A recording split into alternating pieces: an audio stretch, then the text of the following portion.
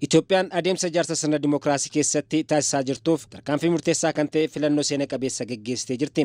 Filannichaan durattis paartileen siyaasaa duula filadhaa taasisaa turaniin dinagdee biyyattii guddisuun birmadummaa biyyaa mirkaneessuu irratti yaadaa fi imaammata isaanii hawaasa biyyattiif dhiyeessaa kan turan yoo ta'u, lammiileen biyyattis qaamanaaf malaa jedhanii amananii fi sagalee isaanii kennuun filataniiru. Yeroon kanaa booda jirus yeroo kamiyyuu caalaa yeroo murteessaadha.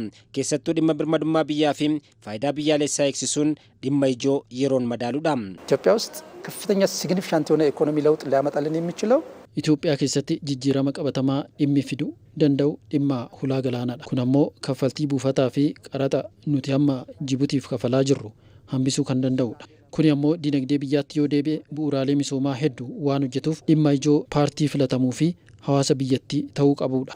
መሰረተ ልማቶችን የማህበረሰብ አገልግሎቶችን ሊሰራልን የሚችል ስለሆነ እሱን የብሔራዊ ጥቅም ጉዳይ በደንብ መሳተፍ መቻል አለበት። rakkoowwan keessaa fi alaan ulaa galaanaa kan dhabde Itoophiyaan dhimmichi dhimma dinagdee qofaa osoo hin taane dhimma faayidaa biyyaalessaa fi birmadummaa biyyaa ta'uun sochii garaagaraa taasisaa jirti. Dhimmi murteessaan biyyaalessaa kunis garaagarummaa tokko malee dhimma paartileen biyyattii tokkummaadhaan irratti hojjechuu qabanidha.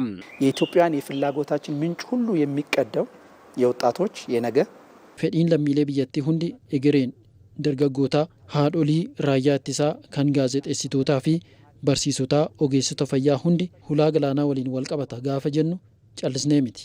Gama dinagdee qofaan osoo hin taane dhimma nageenyaafis murteessaadha. Gaaffiin Itoophiyaa seera idil addunyaa giddugaleessa godhatee gaafatte furmaata argachuu qaba. ፍግ በቀረበው አግባብ የወደብ ጥያቄው መፈታት አለበት። naannoo galaana diimaa wiirtuu siyaasaa fi dinagdee ta'e kanattis Itoophiyaan birmadummaa fi faayidaa ishee cimsitee kabachiisuu fi iddoo fi gahee murteessaa ta'e qabaachuu qabdi. Kun immoo nageenya naannochaafis murteessaa waan ta'eef paartileen biyyattii tokkummaadhaan milkaa'ina isaaf tumsuu qabu. ብዙዎቹ በብዙ ሺህ ኪሎ ሜትር መጥተው እዚህ ሰፍረዋል፣ የጦር ቤዝ መስርተዋል። Biyyoonni hedduu kiiloomeetira hedduu deemuun naannowicha kaampii waraanaa ijaaraniiru. Nuti kan gaafanne fiigicha maaraatoonii tokko fiigamee fageenya deemamudha yookiin immoo naannoo Affaar godina Awuseerisuu irraa deemsa daqiiqaa 20ti. Kanaaf qorattoonni dhimma kanaaf xiyyeeffannoo kennuu qabu. Miidiyaaleen hojii barsiisuuf sosochoosuu hojjechuu qabu. Dippiloomaatonni keenyas dhimmichaaf xiyyeeffannoo kennuu qabu. Biyyoota ollaa waliinis michummaan eegalle cimuu qaba.